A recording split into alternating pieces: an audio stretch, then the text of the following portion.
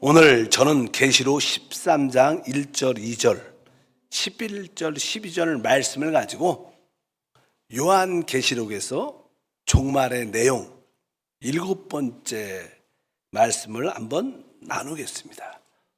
지난 시간에 계시록은 이렇게 전반부 1장부터 11장까지 또 12장부터 좀 마지막까지 이렇게 구분할 수 있다. 1장부터 11장까지는 계시록은 전반적인 개요를 설명하고 있고, 특별히 12장부터는 아주 그 전반적인 개요 안에서 마지막 부분에 아주 자세한 특별한 일들을 우리에게 언급한다고 말씀을 드렸습니다. 요한계시록은 7째 인이 띄어지고, 또 7째 인이 띄어질 때 7 나팔이 나와 또 마지막 7 나팔을 불게 됩니다. 7 나팔을 불게 되면 사실 하나님의 나라가 이 땅에 세워지는 역사가 나타나게 되어 있습니다. 바로 하나님의 나라가 세워지기 전에 마지막 심판 7 대접 심판이 있다고 말씀을 드렸습니다. 그래서 7 나팔이 불어진 다음에 7 대접의 심판이 국부적으로 이 땅에 일어나기 전에 아주 중요한 것을 우리 주님이 설명을 하시죠. 우리가 계시록 11장 15절에 7째 천사가 나팔을 불매 이렇게 말합니다. 7째 천사가 나팔을 불었다. 근데 그 나팔 안에 7 진노의 대접이 있는데, 그 내용은 우리가 16장 1절에 기록되어 있습니다. 또 내가 들으니 성전에서 큰 음성이 나서 7 천사에게 말하되 너희는 가서 하나님의 진노의 7 대접을 땅에 쏟아라. 그래서 이제 16장부터는 그 7 대접의 내용이 설명되어 있습니다. 그래서 아까 11장부터 이제 12장, 13장, 14장, 15장까지가 아주 중요한 자세한 것을 설명을 한다. 그래서 지난 시간에는 바로 하늘에 큰 표적이 있었다. 해를 옷 입은 한 여자에 대한 그러한 환상과 이상을 보는 이야기, 또 붉은 용이 있는 그러한 이상, 또 하늘에 영적 전쟁이 있는 그런 이야기를 3가지를 나눴습니다. 그리고 이제 이 영적 전쟁에서 알다시피 그 해를 옷 입은 한 구속받은 하나님의 백성 안에서 아주 남자아이 강한 부분이 하늘 보호자로 이렇게 휴거가 됩니다. 그래서 이제 하늘 보좌에서 이제 하나님의 그 심판을 집행하죠. 그래서 미가엘가 그 천사들에게 명령해서 바로 용과 악한 천사들을 바로 하늘에서 공중에서 멸절시키라, 쫓아내라는 그런 명령을 내리자 미가엘과 그 천사들이 전쟁을 수행함으로 결국 그 용과 그 사자들이 공중에 하늘에 있을 수가 없어서 이 땅으로 쫓겨났다, 이런 얘기였어요. 이 용과 그 사자들이 땅에 쫓겨나니까 이 땅에는 다시 우리가 봐도 대환란이 임하겠죠. 그래서 그냥 거기서부터 말씀이 시작이 됩니다. 우리가 12장 17절 맨 끝에 보면 이렇게 써 있습니다. 용이 여자에게 분노하여 돌아가서 그 여자의 남은 자손 곧 하나님의 계명을 지키며 예수의 증거를 가진 자들과 더불어 싸우려고 바다 모래 위에 서 있더라. 여기가 용이 여자에게 분노했다.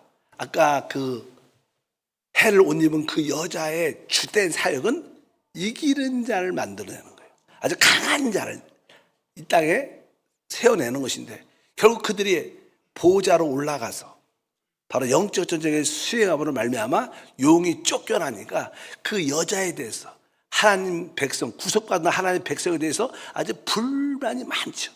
내가 저 이기는 자들한테는 내가 쫓겨났어도 내가 그 외 여자에 대해서 모든 그들을 내가 핍박하겠다, 죽이겠다, 그런 마음을 갖고 오늘 말씀에 기록되어 있죠.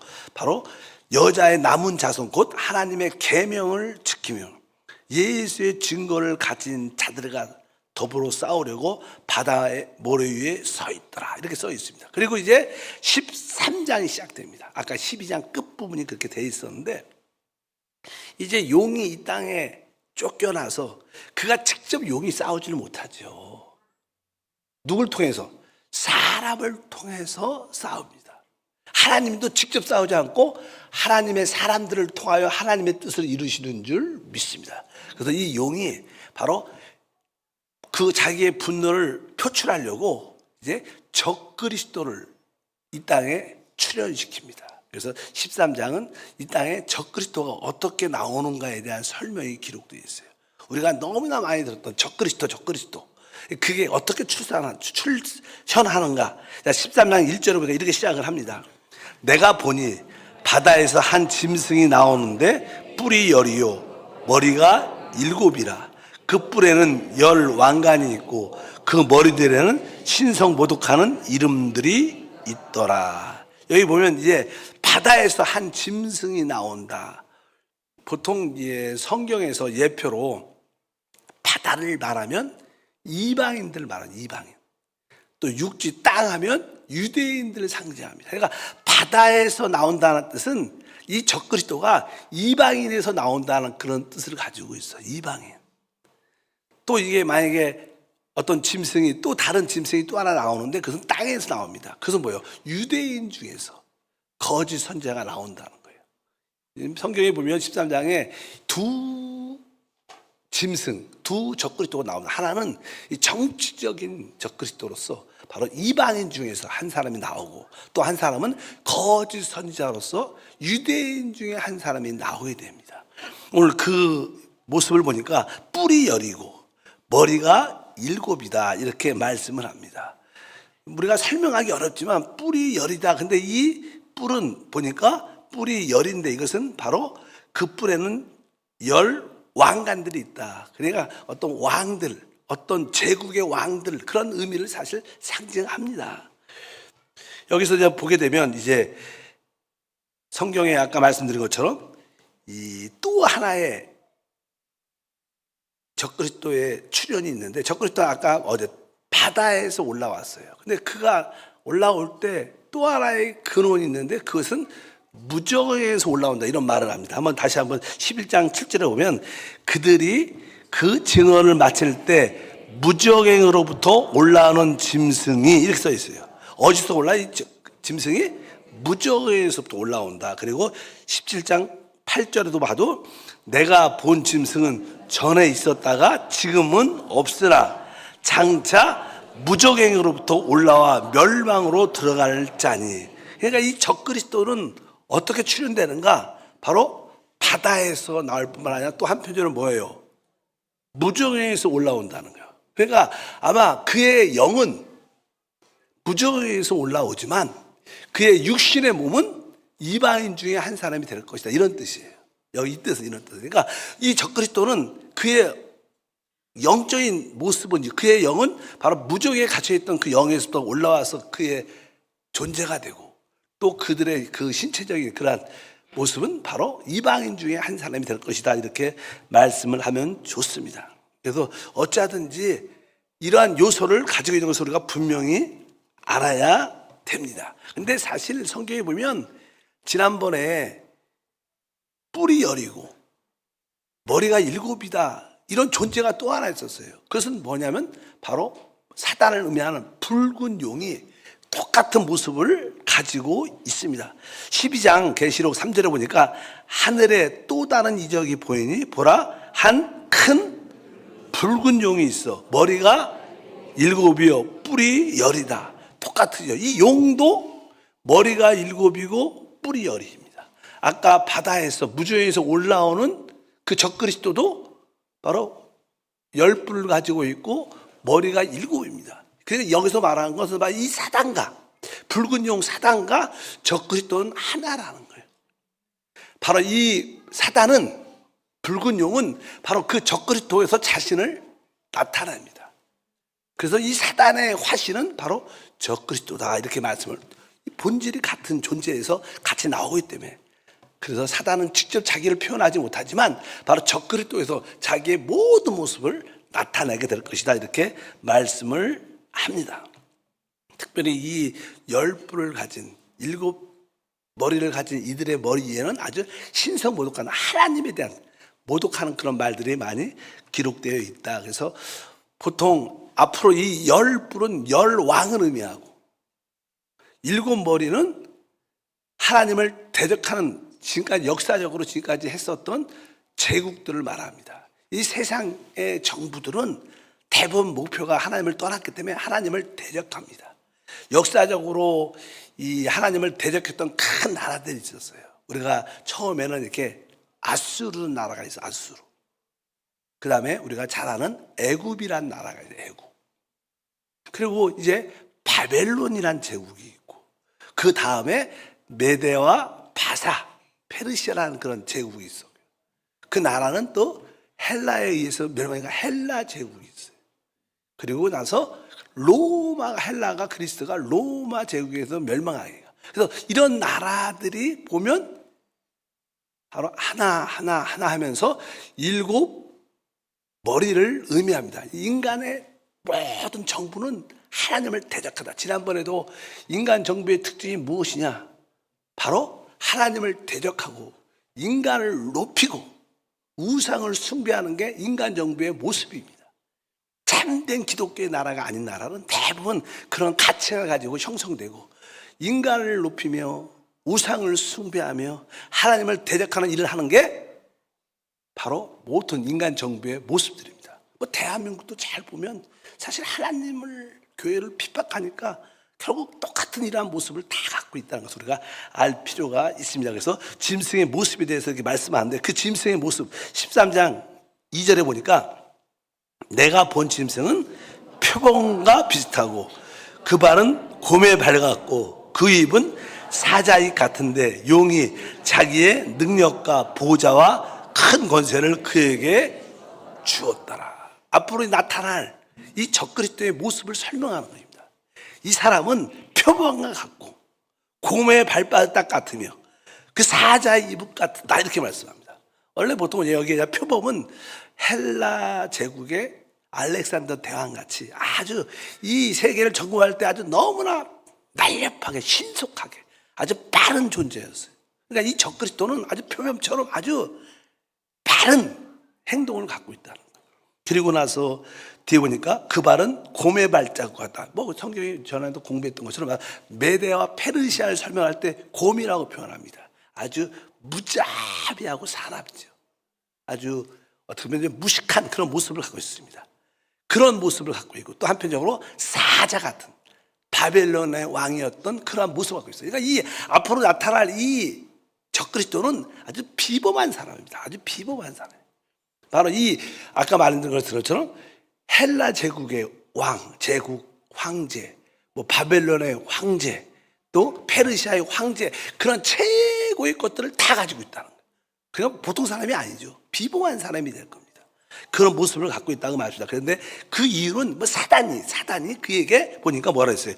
용이 자기의 능력과 보좌와 권세를 큰 권세를 그에게 다 그가 이제 이 세상을 통치하게 되는 그러한 모습을 설명을 하고 있습니다. 그러니까 앞으로 나타날 이 적그리스도가 얼마나 파워풀하고 무서운 존재인 것을 우리가 알 필요가 있습니다. 그런데 이 적그리스도가 어떻게 나타나냐면 이렇게 기록됩니다. 13장 3절에 보니까 그의 머리 하나가 상하여 죽게 된 것 같더니 그 죽게 되었던 상처가 나음에 온 땅이 놀랍게 여겨 짐승을 따르고 여기 보니까 죽게 되었던 상처가 낫다, 치유된다 이렇게 말씀합니다. 아마 이 적그리스도가 앞으로 아까 이렇게 몇 가지 나라를 말을 했어요.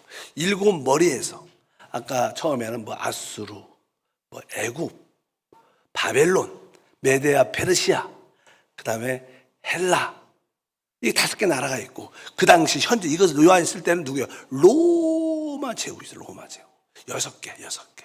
그리고 이제 일곱 머리니까 마지막 일곱 나라 이것은 이 적그리스도 나라입니다. 적그리스도가 이 세상을 통치 마지막 때 그 적그리스도가 이 주변에 10개 어떤 나라들과 함께 하나가 된 연합국을 형성해서 이 세계를 통치하는 세계 평화를 이끌어내는 그런 일을 할 거예요. 적그리스도가 앞으로 세계 평화를 만들어낼 텐데 그 혼자 하는 게 아니라 10개의 나라들과 함께 그 일을 합니다. 그래서 이제 그런 가운데 또 세계적으로 특별히 유대인들과 이스라엘과 7년 평화조약을 맺죠. 그 맺을 때 뭐 적그리스도와 둘이만 달랑 맞는 게 아니라 연합군과 함께 맺습니다. 그래서 연합군이 바로 열 왕을 의미한다 이렇게 말씀을 합니다. 그런데 처음에는 우리가 말하는 그 지도자가 이스라엘과의 관계도 좋고 화평하고 모든 것이 다 좋은 거예요. 왜 세계 평화를 이끌어내는 그런 모습을 갖고 있는데 그가 이상하게 누군가 의해서 소위 테러를 합니다. 어떤 상처를 입게 됩니다. 그래서 그냥 그가 죽게 되는 그런 모습이 나타납니다. 그런데 그가 죽게 되는데 기적같이 예수의 부활처럼 그가 살아나요. 그래서 계속 성경에 보면 아까 죽게 되었던 상처가 나음에 이런 말씀이 많이 기록되어 있어요. 13장 12절에도 봐도 또 14절에 봐도 그가 먼저 나온 짐승의 모든 권세를 그 앞에서 행하고 땅과 땅에 사는 자들을 처음 짐승에게 경배하니 곧 죽게 되었던 상처가 나은 자니라. 그러니까 계속 이 적그리스도 짐승이 어떤 사람이냐? 죽게 되었던 그 상처가 나았던 사람이다. 그렇게 14절도 보니까 짐승 앞에서 받은 바 이적을 행함으로 땅에 거하는 자들을 미혹하며 땅에 거하는 자들에게 이르기를 칼에 상하였다가 살아난 짐승을 위하여 우상을 만들라 하더라. 그러니까 칼에 상하였다가 살아난 자. 그러니까 앞으로 이 적그리스도가 세계 평화를 막 여러 연합군과 함께 이 평화를 이끌어가다. 지금 우리가 사는 시대도요, 좀 그런 것이 필요하죠. 야, 전쟁이 좀 끝나서 종식됐습니다. 진짜 중동의 전쟁이 끝나고 세계적인 평화가 있었으면 좋겠다. 누군가 그걸 중재하는 사람이 나타나요. 그래서 어떤 위대한 지도자가 나타나서 주변에 10개의 나라들과 함께 그것을 이루어냅니다. 그래서 그것을 잘 추진해 나가다가 그가 3년 반쯤 지났는데 그가 테러를 당해서 거의 죽게 됐어요. 근데 성경 보니까 그가 3일 만에 다시 살아납니다. 그러니까 세상 사람들이 다 놀랬죠. 그 놀라운 진짜 지혜로운 세계 평화를 갖고 온 그 지도자가 테러를 당해서 죽었대. 죽게 됐대. 큰일 났다. 야, 세계가 좀 하나 되나 본데. 근데 이런 일이 생겼지. 근데 그 사람이 어떻게 회복이 되는 거야. 살아납니다. 그때 성경에 보면 바로 사단의 영이 그에게 들어갑니다. 그 전까지는 그 사람이 아주 비범하고 더 좋은 사람이었어요. 근데 그가 살아날 때 사단의 영이 그에게 들어가면서 그가 본질이 바뀝니다. 그러면서 이제 우리가 소위 말하는 7년 평화 조약에서 전반 3년 반은 아주 좋은 관계를 맺다가 그 3년 반 때 죽었다가 살아나면서 사단이 들어가면서 그가 내가 하나님이다. 내가 이 세계를 구원할 그리스도다. 이렇게 말하는. 그러니까 사람들이 놀라죠, 놀래. 왜? 저 사람이 진짜 그리스도인가 보다. 세상 사람들은 부활을 믿지 않지, 예수의 부활을 믿지 않지만 또 이 사람의 부활은 믿어요. 모든 사람들이 매스컴이 하니까 바로 이 사람을 힘을 다해서 믿고 바로 열 왕들이 그에게 모든 것을 다 위임하면서 그가 이 세계를 마지막 3년 반 동안 이 세상을 통치하게 됩니다. 그래서 그 3년 반 동안 통치의 기간을 우리가 대환란 기간이라 이렇게 말씀을 합니다. 그래서 저는 우리가 17장 10절과 11절을 보면 그 적그리스도가 어떻게 출현하는지 이런 말씀이 어렵지만 써 있어요. 읽어보니까 또 7 왕이라 5은 망하였고 하나는 있고 다른 하나는 아직 이르지 아니하였으나 이르면 반드시 잠시 동안 머물리리라. 전에 있었다가 지금 없어진 짐승은 8째 왕이니 7 중에 속한 자라. 그가 멸망으로 들어가리라. 다시 한번 잘 이 말씀을 보면 이런 뜻입니다. 7 왕이라 5은 망하였고 아까 말했잖아요. 아수르도 망했어요. 애굽도 망했습니다. 그리고 우리가 바벨론도 망했고 메데와 페르시도 다 지나갔잖아요. 그리고 그 당시 헬라 제국도 지나가고 그 당시는 누가 있었어요? 로마 제국이 있었어요. 로마 제국이 이것을 그러니까 지금 보니까 이 5은 망했고 하나는 뭐예요? 현재 로마 제국은 있다는 거예요. 근데 아직 다른 하나는 아직 이르지 못했다. 앞으로 그냥 적그리스도 그 나라, 열 왕과 더불어 이 세상을 통치할, 다일 정부로 세상을 통치할 그 나라 아직 임하지 않았다는 거예요. 임하지 않았죠. 아직 안 왔으니까. 그 당시에. 그래서 아직 이르지 못했다. 이르면 반드시 잠시 동안 머무를 것이다. 아마 그들이 기간은 3년 반밖에 되지 않습니다. 그래서 또 11절 보니까 전에 있었다가 지금 없어진 짐승은 8째 왕이니 7에 속한 자다. 7에 속한 자다. 이렇게 말합니다. 원래 이제는 마지막 7째 머리에 누가 있어요? 바로 이 열 왕과 더불어 이 적그리스도가 세계 평화를 이끌으면서 그가 지도자가 왕처럼 지도자가 되는데 그가 7에 속했지만 그가 죽었다가 부활하면서 8번째 왕인데 바로 그가 적그리스도다. 이렇게 말씀을 하는 거예요. 이야기예요. 그러니까 아까 그가 죽었다가 살아나면서 그의 모습이 바뀌게 되고 그가 이제 내가 하나님이다. 그때부터 3년 반 동안 이 세상을 통치하는 그런 모습을 설명하고 있습니다. 특별히 12절과 13절 다시 읽어보니까 내가 보던 열불은 여러 왕이니 아직 나라를 얻지 못하였으나 다만 짐승과 더불어 임금처럼 한동안 권세를 받으리라. 그들이 한 뜻을 가지고 자기의 능력과 권세를 짐승에게 주니라. 아까 세계 그 평화 조약을 맺게 됩니다. 그 세계 평화를 이끌어가는 그 지도자와 열 나라들이 합해서 하나가 돼서 세계 평화를 이끌어내는데, 근데 그가 3년 반쯤 지났을 때 테러로 사고로 말미암아 죽었다가 다시 살아날 때 그 열 나라가 살아난 그에게 모든 권세를 다 줍니다. 그래서 그가 모든 열 나라에 더불어뿐 아니라 모든 세계의 통치권을 가지고 이 세상을 다스린다. 이런 이야기가 그겁니다. 그래서 이 열 왕들이 한 뜻을 가지고 자기의 능력과 권세를 짐승에 주더라. 그래서 앞으로 그냥 이 세계의 평화를 이끌어가는 어떤 지도자가 조만간에 나타날 겁니다. 지금 세계도 다 그런 사람이 필요로 하죠. 근데 그가 그 일을 진행할 때 주변에 앞으로 세워질 열 나라들이 합세해서 그 일을 같이 이끌어갑니다. 요즘에도 그런 분위기가 많죠. 뭐 미국이 뭐 그런 이야기도 많지만 뭐 트럼프하고 상관이 없을 겁니다. 근데 우리 트럼프 같은 사람은 어떻게 보면 적그리스도의 그런 기질들이 있는 것 같아요. 아주 아까 표범 같고 공 같고 사자 같고 뭐 추진력도 좋고 하면 하고 무대 보잖아요. 그런 거 보면 앞으로 나타날 적그리스도는 트럼프보다 더 세지 않은가. 그래서 세계를 이렇게 이끌어가면서 누구 말대로 당근도 줬다가 이렇게 했다가 저렇게 했다가 그러면서 아주 그냥 기막힌 그런 기교를 가지고 세상을 통치하는 그런 모습이 있지 않을까 생각을 많이 합니다. 그래서 우리는 한 번쯤은 이런 말씀을 여러분들이 들으면요, 이걸 꼭 기억하라는 게 아니라 언젠간 이런 일들이 이 땅에 일어날 때 이 금요 찬양 예배 때 들었던 이야기가 기억이 날까. 저 사람이 적그리스도인가 보다. 야, 이런 생각이 여러분 난 무엇인가 여러분의 기억이 남을 거예요. 지금은 기억은 안 나도 어느 순간에 그 세상의 모습을 보면 그때 여러분들 끝까지 믿음을 지키길 바랍니다.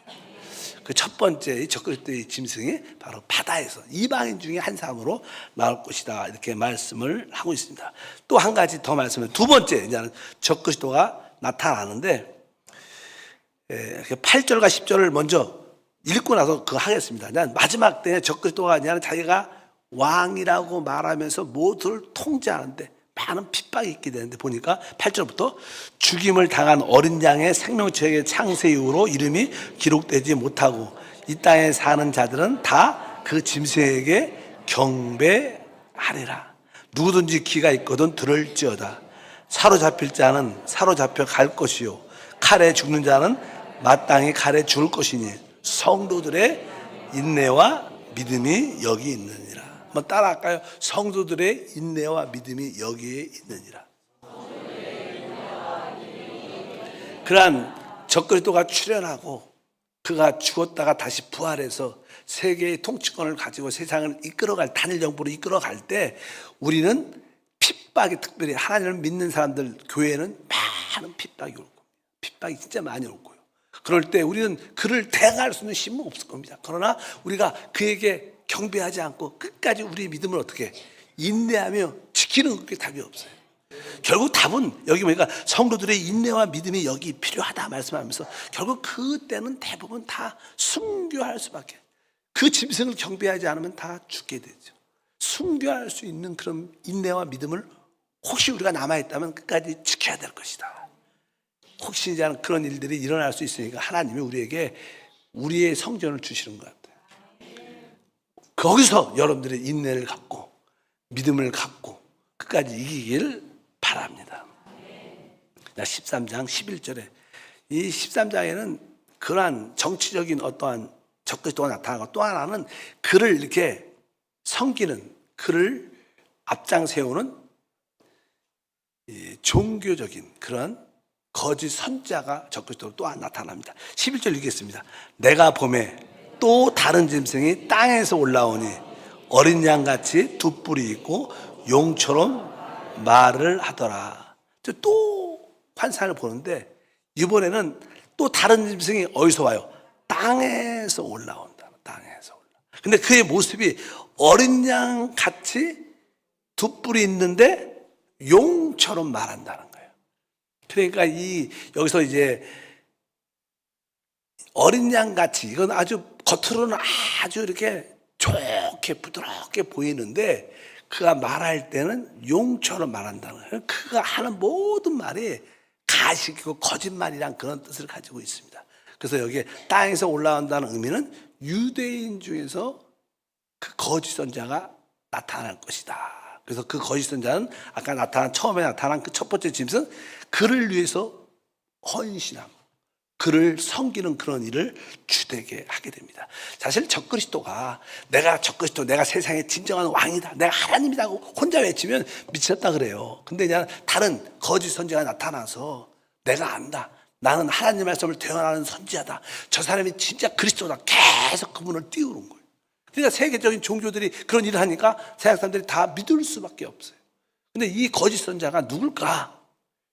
성경을 보게 되면 몇 사람 이름이 나와요. 우리가 엘리야, 모세처럼 이름은 정확하게 거론되지 않은 계시록에 보게 되면 그 당시 로마 시대에 바로 이 적그리스도의 영을 가졌던, 사단의 영을 가졌던 황제 한 사람이 네로였어요. 네로. 그 다음에 주님의 제자 중에서 거짓 선지자가 누구냐면 유다였어요. 유다. 그래서 이 마지막 때 그 네로의 무정에 갇혀 있는 네로의 영이 올라와서 가장 믿는 사람을 핍박했잖아. 그 네로 영이 아까 죽었다가 살아난 그 사람 영에 들어갈 것이고, 여기 거짓 선자는 바로 유다의 영이 그에게 들어가서 진짜 예수님을 팔 정도로 거짓을 한 그런 일들을 행하게 될 것이라고 말씀을 합니다. 우리 주님조차도 유다에 대해서 저는 마귀다, 이렇게 마귀라고도 표현했어요. 그래서 이 거짓 선자가 아마 유다일 거라고 보통 성경 해석자들은 설명을 많이 하는 사람들이 많습니다. 어린 양 같다, 그는 용처럼 말한다, 그가 말하는 모든 것이 거짓이라고 말씀을 합니다. 그가 하는 일을 보면 12절과 13절 읽어보니까 그가 먼저 나온 짐승의 모든 권세를 그 앞에서 행하고 땅과 땅에 사는 자들을 처음 짐승에게 경배하게 하니 곧 죽게 된 상처가 나은 자니라. 큰 이적을 행하되 심지어 사람들 앞에서 불이 하늘로부터 땅에 내려오게 하고. 이 거짓 선지자는, 이 다른 짐승은 누구를, 바로 아까 정치적인 그러한 그리스도인 그를 강력하게 모든 사람들을 하고 그를 경배하게 만듭니다. 그리고 그를 경배하도록 하면서 자기는 거짓 선지자니까 많은 엘리야와 모세가 놀란 기적을 행했던 것처럼 자기도 하나님의 진정한 선지자라고 말하면서 많은 기적을, 하늘에서 불이 떨어질 수 있는 그런 능력도 보여준다, 이렇게 말씀을 하고 있습니다. 아까 말씀드린 것처럼 14절을 보니까 이렇게 말하죠.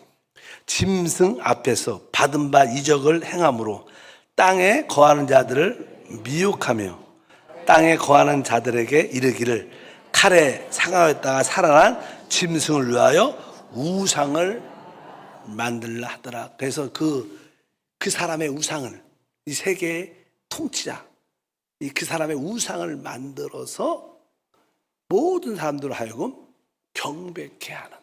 그래서 이제 앞으로 예루살렘의 제3성전이 회복될 때 바로 그 하나님의 자리에 그 우상이 자리를 잡고 모든 세상 사람들이 그 우상을 경배케 만드는 일에 앞장서는 게 바로 이 거짓 선자가 하는 일이라고 말씀을 하고 있습니다. 특별히 이게 그 일이 할 때 15절에 보면 이렇게 말합니다. 그가 권세를 받아 그 짐승의 우상에게 생기를 주어 그 짐승의 우상으로 말하게 하고 또 짐승의 우상에게 경배하지 아니하는 자는 몇이든지 다 죽이게 하더라. 그래서 어떻게 보면 이 거짓 선자가 거짓 적그리스도가 실세입니다. 종교적인 실세. 그래서 적그리스도의 모든 권세를 다 갖고 모든 것을 다 행하고 아까 우상을 만드는데 여기 보니까 사실 나는 보통 우상들은 말을 못하죠. 나무를 만들고 금으로 만들고 많은 우상들이 말하지 못합니다. 근데 이 마지막 때는 짐승의 우상에게 생기를 줘서 말해요. 그 짐승의 우상으로 말하게 한다. 요즘에는 우리가 그런 시대에 살고 있죠. 로봇 시대와 AI 시대를 살고 있습니다. 그래서 이제는 로봇과 사람이 이렇게 서로 이렇게 하나가 돼서 로봇이 이제는 사람의 말도 다 할 수 있도록 요즘에는 이제는 뉴럴 링크라 갖고 뇌에 여러 가지를 심어서 그 뇌의 그 전파를 통해서 사람이 이렇게 생각을 표현하기도 하고 색깔도 보게 하고 장님이 색깔을 보지 못하잖아요. 근데 그 뉴럴 링크를 머리에 심어서 일론 머스크가 다 지금 준비가 다 됐다고 말합니다. 바로 이 컴퓨터와 인간이 서로 연결되는 AI 시대니까 사실 어떻게 보면 AI 최고의 AI가 뭐예요? 하나님이죠. 하나님. 모든 걸 다 알죠. 인간. 그래서 사실 또 AI는 요즘에는 뭐예요? 다 말도 잘하잖아요. 말도. 로봇은 다 말하고 대화도 잘 되고. 그러니까 요한 시대에는 이해가 안 가는 거예요. 우상에게 생기도 주고 그 우상이 말을 하는 그런 모습으로.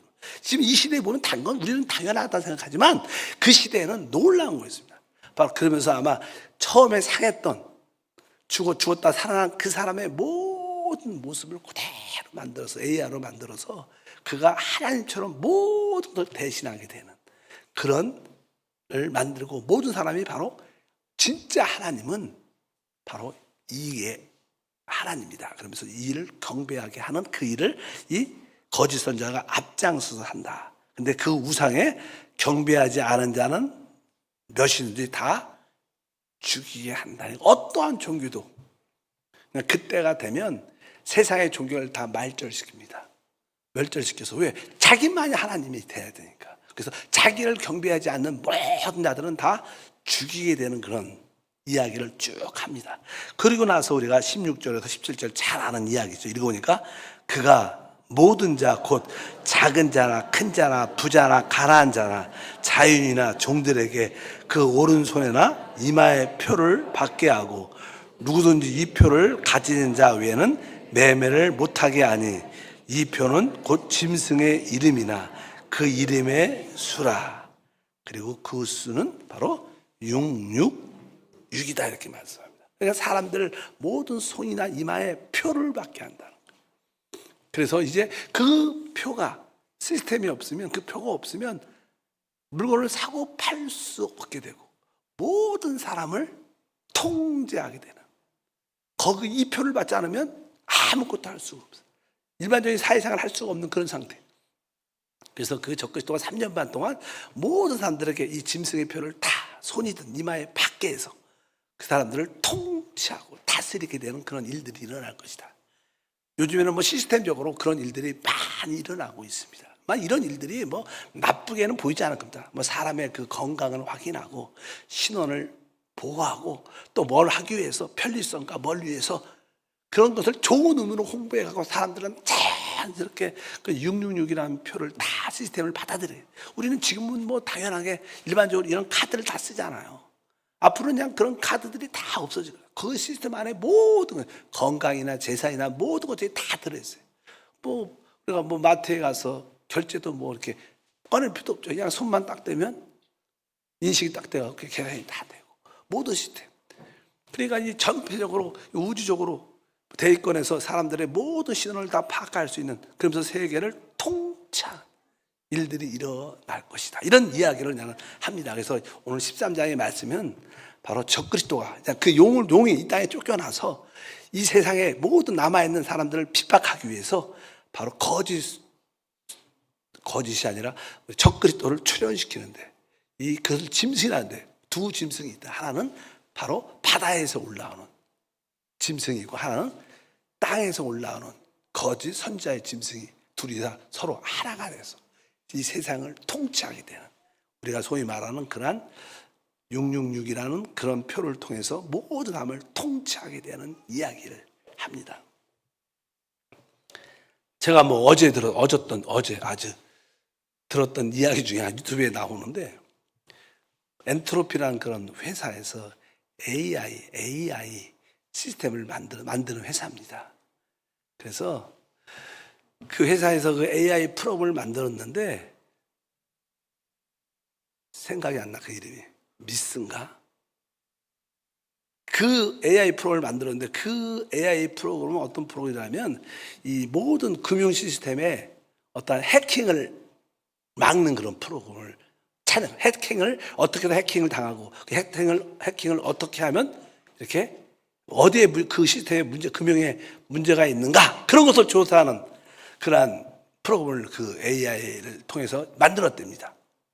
근데 그 AI 그 프로그램이 해킹이 어떻게 일어나고 해킹을 어떻게 방어할 수 있느냐 이렇게 만들었는데 이 모든 세계에 있는 금융 시스템을 준비하다 보니까 그 모든 은행이나 그런 모든 통에 해킹을 당할 수 있는 문제점을 다 AI니까 조사해가 다 발견한 거예요.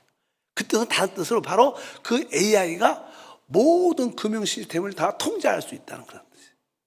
그래서 지금 누구 계좌에 어떤 회사의 계좌에 돈이 얼마 있는데 그것을 금방 없앨 수도 있고 그것을 다른 데 옮길 수도 있는 그런 AI가 만들어졌다. 그래서 아마 우리 미국에서 어제 파월과 모든 은행 책임자들이 다 모여서 회의를 했대. 야, 큰일 났다. 모든 그런 보호망이 깨진 거야. 인류가 혼돈 가운데 있게 되죠. 이 뜻은 다른 뜻이 아니라 그만큼 AI 시대가 너무나 심각했던 데가 온 거예요.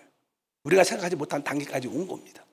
바로 그런 시스템을 통해서 이 적그리스도가 이 세상을 다스리는 것까지 하게 될 것이다. 이런 말씀을 합니다. 그런 거의 시작이 바로 짐승의 수 666을 통해서 모든 시스템을 통해서 할 것이라고 말씀을 합니다. 우리 생활 속에 그것이 많이 있으니까 또 자세히 얘기는 하지 않겠지만 바로 적그리스도의 근원, 이 사단은 적그리스도와 거짓 선지자를 통해서 이 세상을 통치하고 특별히 하나님을 믿는 자기를 따르지 않는 모든 사람을 핍박하고 죽일 것이다.